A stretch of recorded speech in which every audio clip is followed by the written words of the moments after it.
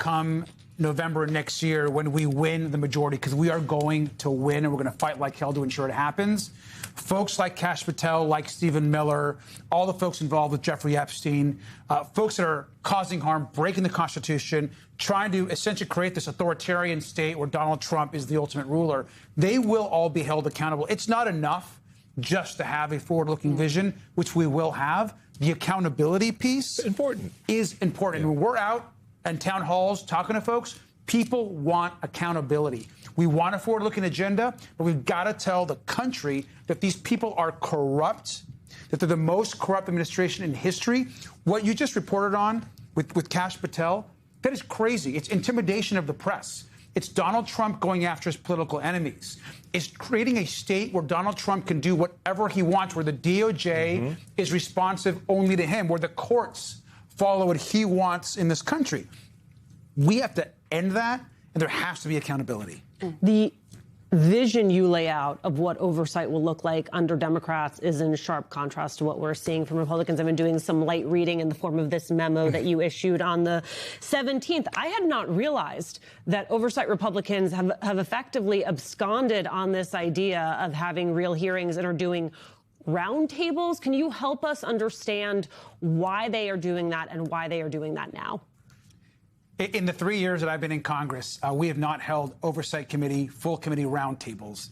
This is very rare practice for a full committee. Other committees in the Congress, full committees, are not doing this. But we have had multiple roundtables where we are no longer having hearings in oversight over the last few weeks. I wonder why. We've issued 18 bipartisan subpoenas that Democrats have forced on Republicans. We've gotten the Epstein files. We've gotten the Epstein estate. We're getting critical information. And now we're demanding Pam Bondi come in for her deposition. And all of a sudden, House Republicans, oversight, we hear the White House and the Speaker are essentially scared of oversight Democrats and our success in forcing these fights. And so they're now creating these fake hearings where you can't make motions, you can't file subpoenas, there's no rules for debate, and you can't even call a witness. The minority can't even call an actual witness. And so this is outrageous. Even some Republicans are actually calling this out. We're going to continue to remind the American people that Republicans are about corruption and the cover-up. So if you can't do any of that, what do you do? Sit around and braid each other's hair? Like, what's the point? Well, we don't show up. I told Chairman Comer at the last roundtable that he started that we're not going to participate in that BS. We're not going to waste our time. We're not wasting the public's time. So we walked out. We're not participating in these fake hearings that are essentially branded as roundtables. Let's get hearings back. Let's actually do the people's business.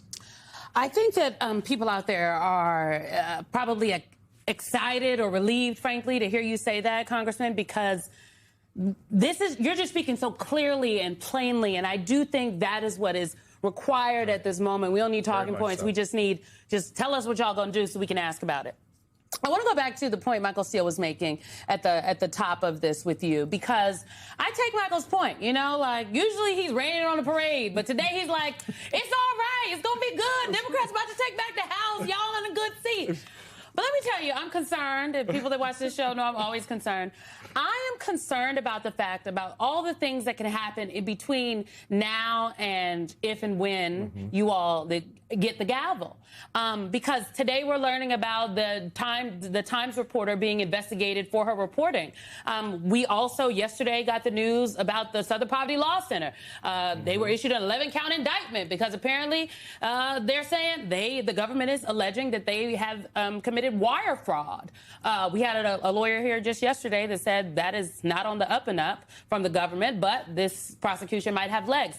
This is straight out of J. Edgar Hoover's FBI, where when he, and it's just not me saying that, Senator Durbin said this today about Todd Blanche and Kash Patel, and noted that they're trying to turn the clock back to the infamous days of J. Edgar Hoover targeting Martin Luther King Jr. and other civil rights leaders. If they're going to do these things to a 55-year-old civil rights organization and a storied reporter, I'm also concerned about what they could do and are currently doing to regular Americans. You know, ICE is still kicking down the doors of folks' homes all across this country. Like the FBI, who else are they investigating that we don't know about?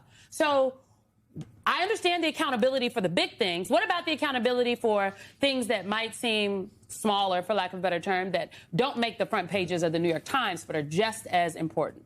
Well, and that's why I think it's so important that not only do we have accountability in the future, but we have to fight every fight right now. We can't just wait to win the election. They're going to try to actually cause havoc in the election. They're going to probably post ICE agents outside of polling places. They're going to try to get people to roll back their ability to vote by mail. So we should expect a war zone. We should expect Republicans trying to create all sorts of problems as it relates to what they've already done in American cities. They've tried to create chaos. They try to put law enforcement against communities.